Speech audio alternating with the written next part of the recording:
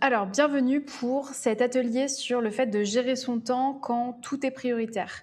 Donc, l'idée de cet atelier, c'est d'identifier pourquoi la gestion du temps est aussi compliquée, ce qui fait qu'en fait, on arrive à la fin de la semaine et qu'on se dit oh là là, j'ai eu le temps de rien faire, ou même à la fin d'une journée, pour se rendre compte qu'on a eu le temps de rien faire sur notre to-do list et de trouver une organisation qui correspond mieux aux besoins, surtout quand on est entrepreneur, parce que la difficulté quand on est entrepreneur, c'est que tout nous paraît prioritaire. Sauf que quand tout est prioritaire, en réalité, rien ne l'est et la to-do list reste inchangée du jour au lendemain. Et c'est comme ça qu'on se retrouve à reporter des tâches au lendemain et à ne jamais avoir le temps de faire les tâches qui sont en réalité essentielles. Donc le but de cet atelier, c'est d'identifier quelles sont les priorités, parce qu'en réalité, le manque de temps, c'est souvent une problématique de classement de priorités, et d'apprendre à les protéger au niveau des créneaux qu'on peut y dédier. Déjà, ce qu'il faut savoir, c'est que en général, quand on dit qu'on n'a pas le temps de faire les choses, c'est une excuse entre guillemets assez facile derrière laquelle on a tendance à se cacher. En vrai, la véritable problématique qu'il y a derrière, c'est pas qu'on manque de temps, c'est qu'on a un problème de classement des priorités. Donc, étant donné que tu es freelance, entrepreneur, etc., tu dois le savoir, au début, quand tu découvres le fait de travailler pour toi, il y a une première étape où tu goûtes à la liberté de pouvoir organiser ton temps et tes tâches comme tu veux, quand tu veux, en fonction de tes envies, etc. Donc, c'est une liberté, personnellement, je crois que j'ai mis 2 ans à arriver au bout.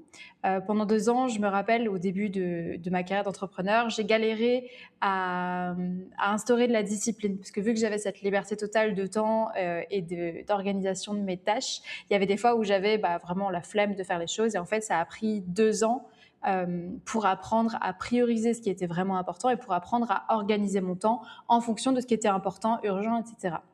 Une fois que tu as goûté à cette liberté d'entrepreneur, c'est l'autre revers de la pièce qui se met en marche et tu te retrouves en fait limite à travailler tout le temps. Parce que ce qui de base était une liberté totale finit par devenir une absence de limite. C'est comme si en fait tu avais ton emploi du temps qui était complètement libre et qui te permettait que tu pouvais remplir chaque créneau pour travailler.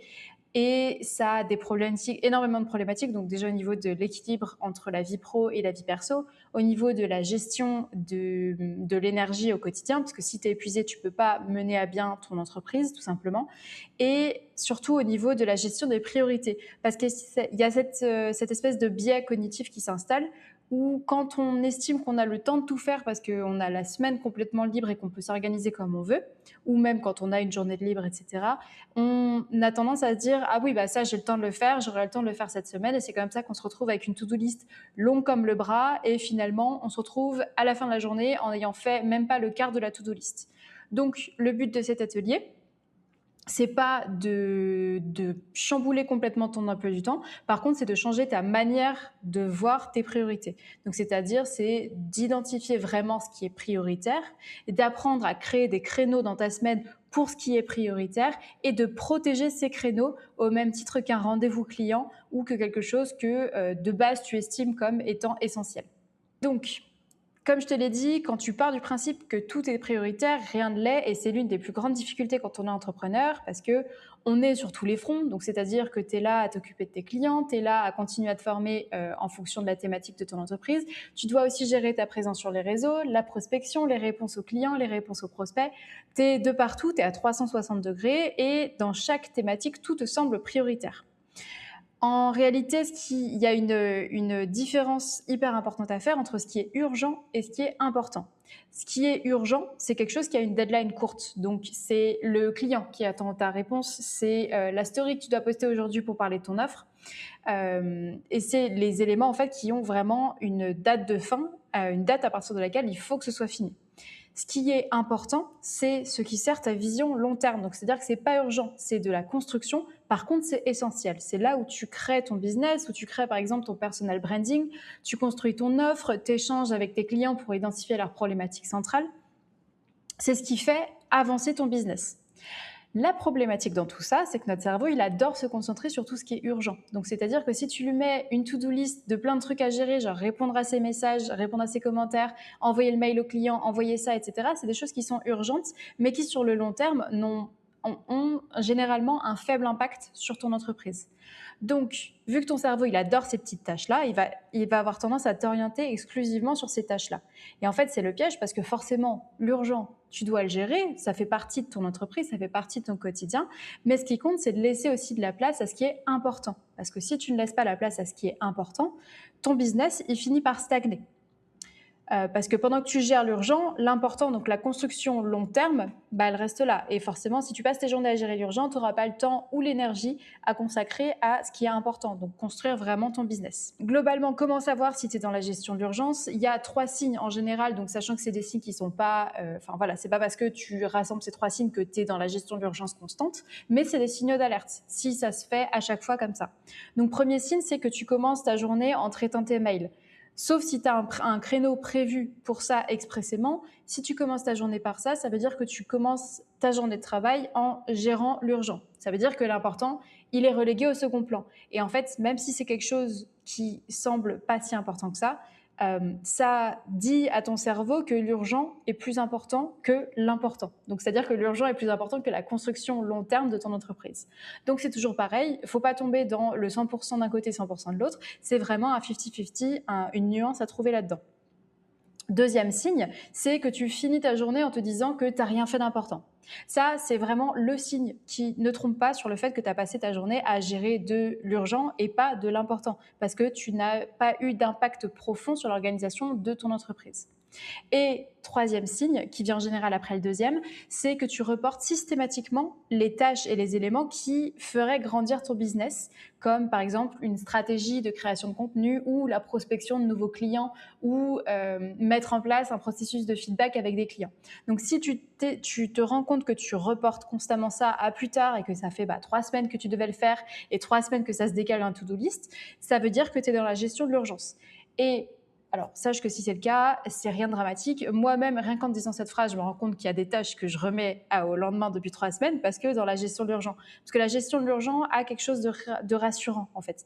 Parce qu'en gérant constamment l'urgent, tu ne prends pas de risque parce que tu ne t'engages pas dans un processus où tu prends le risque de te rendre vulnérable et éventuellement de ne pas obtenir ce que tu veux. Et surtout, tu te gardes occupé. Donc, c'est-à-dire que quand tu gères l'urgent, tu as quand même des journées bien remplies, mais c'est une forme d'illusion. Donc, à nouveau, rien de dramatique là-dedans. Il s'agit juste d'une balance à trouver. Et ça permet en fait de faire face à des choses que tu évites dans ton business. Donc, comment on fait pour identifier ce qui est urgent, ce qui est important et classer ça au quotidien? Il y a un outil qui s'appelle la matrice d'Eisenhower et qui est vraiment excellent pour ça. En fait, comme tu peux le voir, c'est une matrice qui est divisée en 4 cadrans. Donc, tu as 2 lignes. Côté gauche, c'est ce qui est important. En haut, c'est ce qui est urgent. Et en fait, à partir de ces 2 lignes, tu as 4 cadrans. En haut à gauche, donc le premier cadran, c'est important et urgent. Autrement dit, c'est quelque chose qui a une deadline, qui est lié à une deadline tout simplement, et qui est importante parce que c'est ce qui permet de construire ton business sur le long terme. De l'autre côté de la ligne, donc de la ligne verticale, tu as important mais non urgent. Ça, ce sera de la stratégie long terme, en vrai, de la supervision, vraiment cet élément stratégique qui fait que c'est pas urgent. Tes datas, elles seront là si tu les traites maintenant ou si tu les traites dans un mois. Par contre, c'est important. C'est important parce que ça te permet d'identifier la direction de ton business pour la suite. Quand tu descends en dessous de la ligne, donc côté gauche, tu as le non urgent et non important. Ça, c'est toutes les tâches qu'il faut globalement jeter à la poubelle ou alors vraiment faire si un jour tu te retrouves, tu n'as rien à faire et tu te dis j'ai envie de travailler, donc vas-y, on va travailler. De l'autre côté de cette ligne-là, tu as l'urgent mais pas important. Et ça, c'est souvent ce qu'on traite au quotidien et qu'on considère comme urgent. Donc, dans l'urgent mais pas important, c'est tous les éléments qu'il faudra déléguer. Donc, si tu peux, déléguer ou minimiser l'importance dans tes journées. Donc, par exemple, répondre aux mails non essentiels, répondre aux commentaires de tes stories, etc. Et voilà. Donc, l'idée, c'est de vraiment cadrer tes tâches en fonction de cette matrice. Qu'est-ce que tu fais à partir de ces éléments ? Dans le premier cadran important et urgent, c'est quelque chose à faire maintenant. Donc, c'est de la gestion de crise, c'est la réponse des deadlines, c'est les urgences clientes, les urgences réelles, en fait, des choses qui impliquent vraiment d'être gérées maintenant. Dans le cadran important mais non urgent, ça veut dire que ça peut attendre, mais c'est essentiel. Ça implique donc d'être planifié dans ton agenda. C'est souvent le côté stratégie, contenu de fond, formation, prospection et le temps de repos qui est important, mais non urgent, sauf si tu as vraiment trop attendu. Ça, c'est quelque chose qu'il faut planifier aussi. Mais on y reviendra dans un prochain atelier sur la gestion de l'énergie et des différents types de repos. Cadran 3, donc c'est urgent, mais pas important.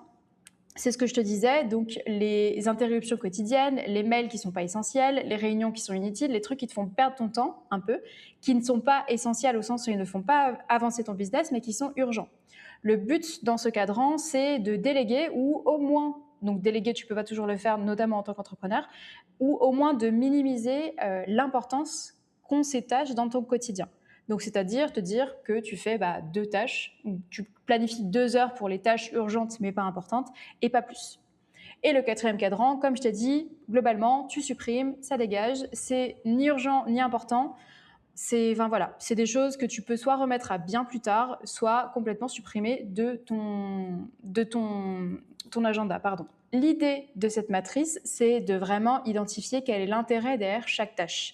C'est-à-dire que, pour reprendre l'exemple de la réponse à des messages privés envoyés sur Instagram, par exemple, tu pourrais avoir la sensation que c'est important et urgent. Donc important parce que ça construit ton business et urgent parce qu'il faut apporter une réponse immédiatement pour que l'algorithme le voit et te mette en avant, pour grossir un peu le trait.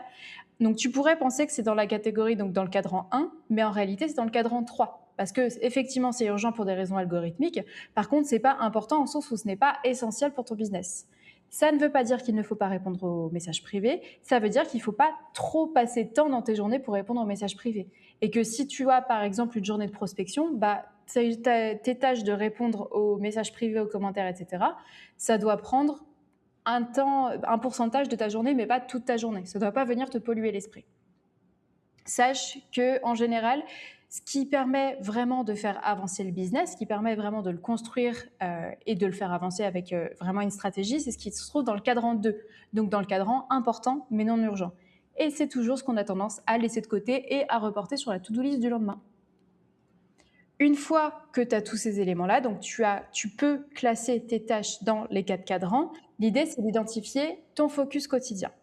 Pour éviter de t'éparpiller et éparpiller ton focus, ton énergie, ta concentration et te retrouver sur les rotules en n'ayant rien fait d'important pour ton business, le but, c'est vraiment de choisir une tâche, quelque chose que tu dois faire aujourd'hui. Pour ça, il y a 3 questions personnellement que je me pose et qui me permettent de classer ces tâches-là et de choisir ce que je vais faire, ce sur quoi je vais me concentrer aujourd'hui. Première question, si je devais faire qu'une seule chose aujourd'hui, laquelle ferait avancer mon business ? Ça, c'est le signe que c'est ta priorité unique, ce sur quoi tu dois te concentrer aujourd'hui. Deuxième question, tu la contextualises parce que le but, c'est pas juste de te dire « Ah bah oui, tiens, aujourd'hui, il faut que je fasse une stratégie de création de contenu », c'est de te dire « Ok, quand est-ce que je la fais ?» Et tu la mets dans ton agenda, donc à quelle heure tu l'as fait, quel jour, si c'est à l'échelle d'une semaine, quel jour tu l'as fait, tu bloques ce créneau-là entre 1 heure, 1 heure et demie selon le temps dont tu as besoin, et c'est un créneau sacré, c'est-à-dire que c'est un créneau qui ne bouge pas. Au même titre qu'un rendez-vous client où ça implique quelqu'un d'autre, tu t'imagines que c'est une autre partie de toi, la partie entrepreneuse de toi que tu rencontres à cette heure-ci, et tu fais ce rendez-vous, coûte que coûte. La 3e question que tu peux te poser aussi quand tu crées ce créneau, c'est anticiper les distractions qui pourront te détourner de ce créneau-là. Le fait d'anticiper ça te permet en fait de les éviter. Donc, c'est-à-dire que tu mets ton téléphone en mode avion, tu te rends compte que tu as une réunion à ce moment-là qui arrive, du coup, tu te mets en indisponible sur Slack ou le logiciel éventuel qu'utilise ton entreprise si tu n'es pas entrepreneuse indépendante. Tu anticipes ces distractions-là pour les retirer à ce moment-là. Sache, et c'est très important, qu'en tant qu'entrepreneur, avoir un agenda plein, ce n'est pas forcément le signe d'une entreprise qui va bien. Même si forcément c'est un biais cognitif qui peut nous laisser penser ça, mais en réalité, la réussite de ton entreprise ne doit jamais se faire au détriment de ta santé et de ton bien-être. Donc un agenda d'entrepreneur à succès, c'est un agenda qui fonctionne bien, qui a une bonne balance et qui permet vraiment d'avoir cette flexibilité, cette souplesse entre ce qui est important et ce qui fait avancer. Donc ce qui est urgent et ce qui fait avancer, pardon. Donc, maintenant que tu as ces 2 éléments-là, la matrice d'Eisenhower et le focus quotidien, comment tu utilises ça concrètement dans ton quotidien ? La première étape, c'est ce que j'appelle l'étape du brain dump. L'idée, c'est de balancer toutes les tâches que tu as en tête. Donc, tous les onglets que tu as ouverts, toutes les tâches que tu reportes depuis des semaines ou celles que tu avais prévues sur ta to-do list, tu mets tout sur une feuille, tu notes tout, tu prends environ 5 minutes et tu balances tout, vraiment. Ensuite, tu passes à la 2e étape qui est un peu plus longue, entre 10 et 15 minutes, parce que c'est là où tu vas faire ton classement dans la matrice. Donc, c'est là où il faut prendre un regard extérieur et vraiment honnête pour voir, OK, est-ce que cette tâche est importante et urgente ou est-ce qu'en réalité, elle peut attendre demain ou les semaines d'après ou le prochain créneau disponible sur mon temps prévu pour ça. Tu classes ça dans la matrice. Et troisième étape, une fois que tu as tous ces éléments-là, tu identifies ta priorité unique. Donc, en général, ce sera dans la case, dans le cadran 1, important et urgent, ou dans le cadran 2, important mais non urgent. Tu prends toutes les tâches que tu as notées dans ces cadrans-là et tu en choisis une. C'est une pour la semaine ou une pour le jour en fonction de l'intensité qu'implique cette tâche-là.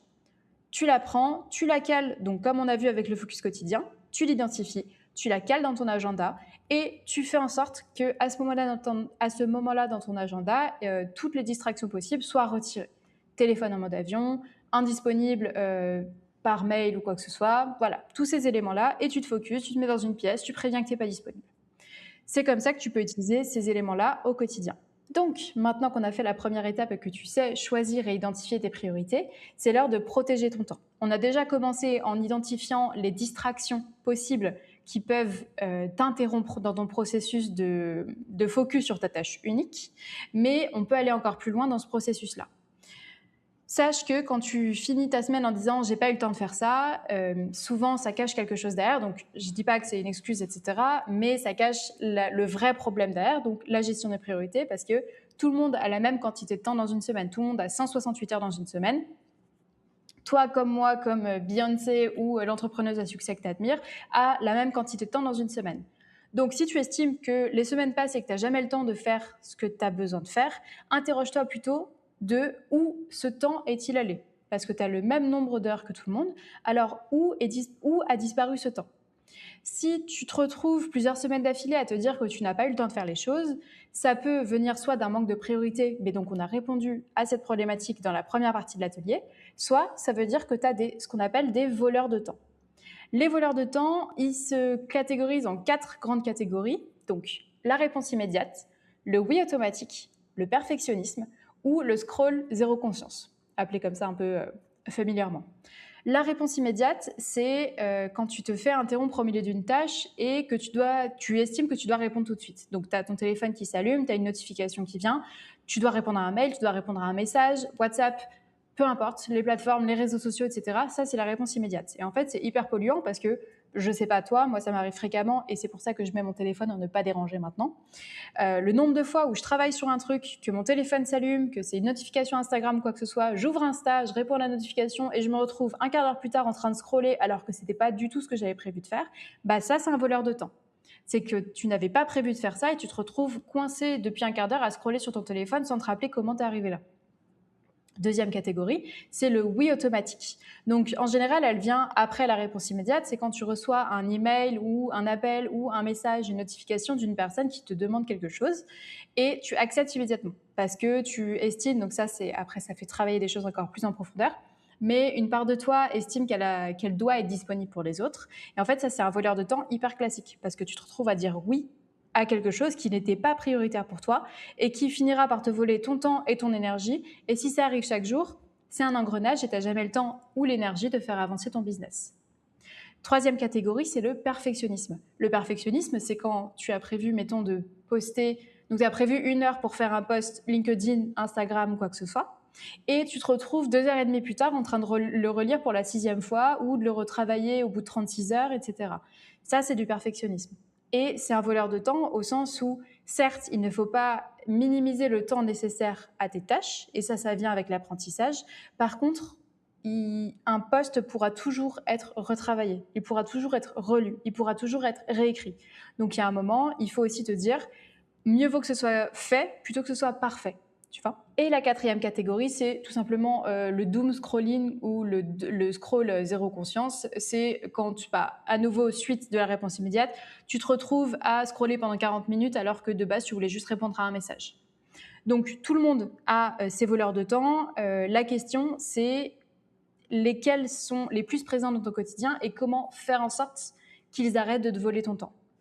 Sache que c'est complètement humain d'avoir ces voleurs de temps. Tout le monde les a.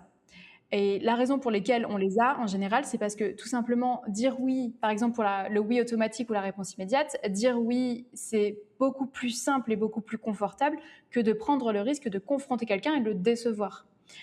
Pour la réponse immédiate à nouveau, répondre vite, c'est rassurant parce que tu as la sensation d'être quelqu'un de fiable, d'être quelqu'un d'occupé. Au niveau donc ça, c'est quelque chose qui me concerne particulièrement.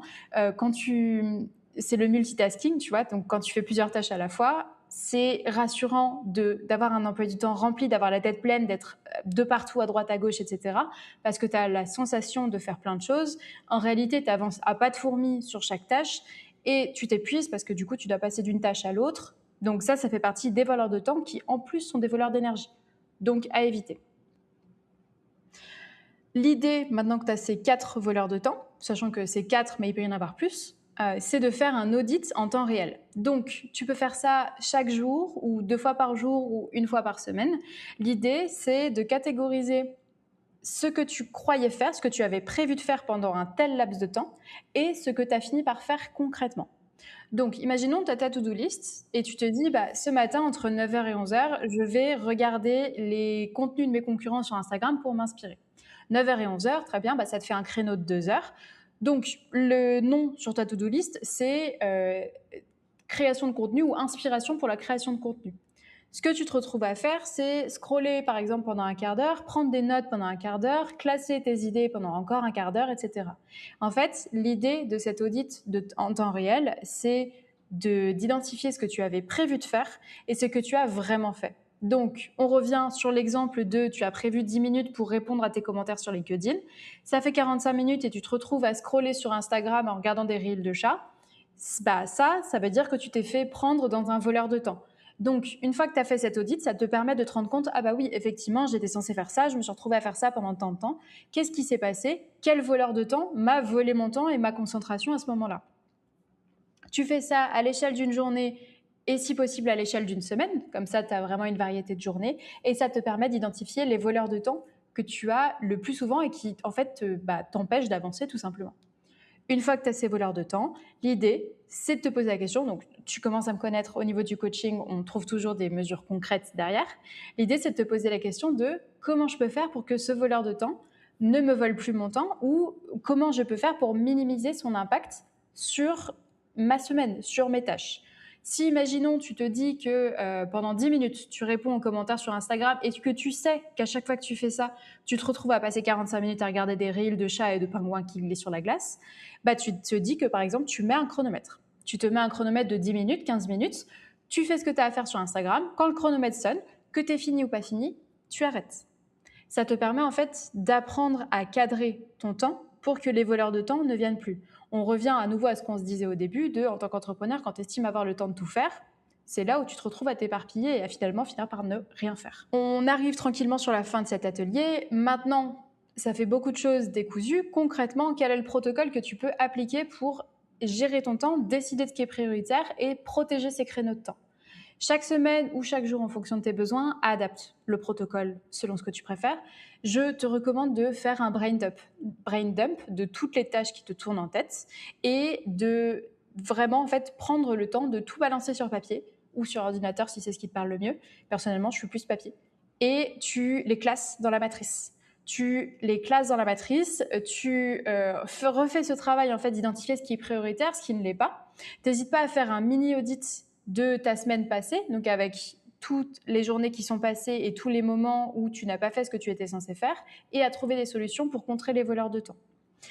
Donc, tu fais ton brain dump, tu classes, tu fais ton mini audit par semaine, tu reprends ta matrice d'Eisenhower et n'hésites pas à voir les tâches sur lesquelles tu as passé du temps cette semaine, qui sont ni importantes ni urgentes, et tu les dégages. Et tu sais que la semaine d'après, tu t'engages à ne pas faire ces tâches-là. Donc, par exemple, si tu te rends compte que tu scrolles pendant 45 minutes, tu t'engages à ne pas scroller pendant 45 minutes ou scroller pendant 10. Et là, dans ce cas-là, tu mets un chronomètre. Ça, c'est un protocole que tu peux utiliser et adapter chaque semaine ou chaque jour en fonction de ce qui te parle le plus. Ce qui compte à nouveau, et toujours pareil avec les ateliers, c'est de t'approprier les outils que je te donne pour que ça corresponde vraiment à ton quotidien et à tes besoins. Et voilà, c'est maintenant la fin de cet atelier sur la gestion de temps, donc comment décider ce qui est prioritaire et protéger ton temps. Si tu as des questions, si tu as besoin de quoi que ce soit, n'hésite surtout pas à me contacter et on peut en parler ensemble.